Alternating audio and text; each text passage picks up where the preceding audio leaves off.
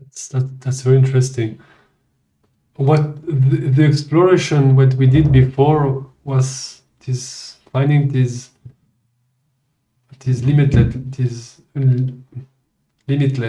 that is experience in the dimension of thought. We found this limitless, right?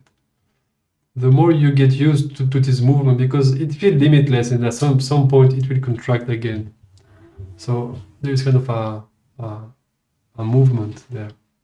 But the more you get used to this, and in another way, it's what you say about this distance. You can see this distance between the drama of thought and who am I, or this that is here, right? There's some kind of distance. And that's what I was speaking to you in the last meeting, to have this space first. And now you say, but now I want to do something about this thought, because I don't really like the way they are speaking to me, right? In a way, yeah. Before I go into this, I want to share.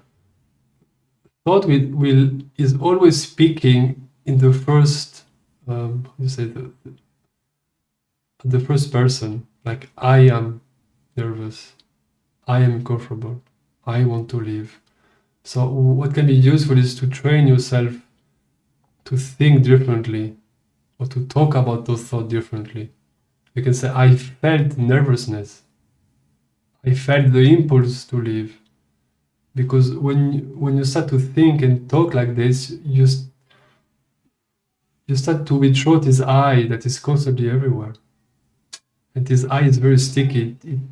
It kind of imply that I am the nervousness itself, like I am this, and it's just very sticky. But if I feel nervousness, suddenly it's like, yeah, but I can feel it. So it kind of it allowed this gap to be more easy, maybe over time, if you train yourself to think and speak differently. Like, I am never angry, but I feel anger. It's very different if I say, I am angry, that I feel anger now. It's a very different taste, when you say it, and then when you feel it, it's completely different if you approach it that way. What I would say, if you want to change those patterns, which is completely healthy, like that's what every human being is doing constantly, like trying to rearrange crazy patterns that are changing constantly. So that's the game, there is no other game in town. So how do we play clever and have fun? So I would say the first, it's like you say, find this gap, which is already huge, even if maybe it doesn't seem so. It is, I tell you, it's very huge. If you find this gap and get used to it, at work, when you're home, when you work, is constantly thought is constantly pouring thought into your experience, and is always seeming that is I am thinking this, I am thinking that, I am thinking that. Or sometimes it's you are thinking that, you are a bad guy, you are a good guy, you are this, you are that, I am this, I am that, constantly. So find this gap, and before trying to do something about it, my advice would be how the body feel about it. Try to get used to be with sensation first, because sensation will give you a ground from where after you can bring the problematic pattern or thought pattern or behavior, and you will have something that you will be able to work with. If you go straight into thought and you are not used to being with your emotion and sensation,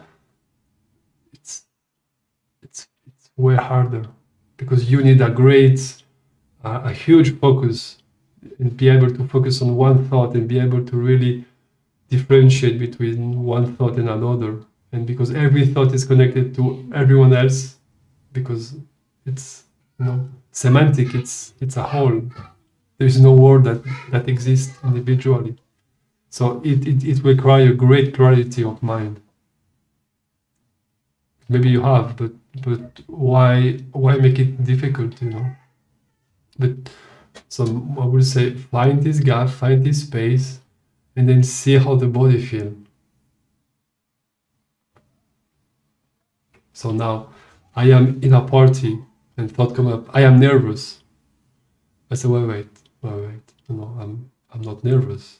I feel nervousness. So there is a gap, right? And then how do I know that I'm nervous? Because this is a thought. Thought cannot feel anything. It's meaningless, the thought. But I feel, so it's something in my body. Where is this nervousness? See? And then you start to be with this nervousness.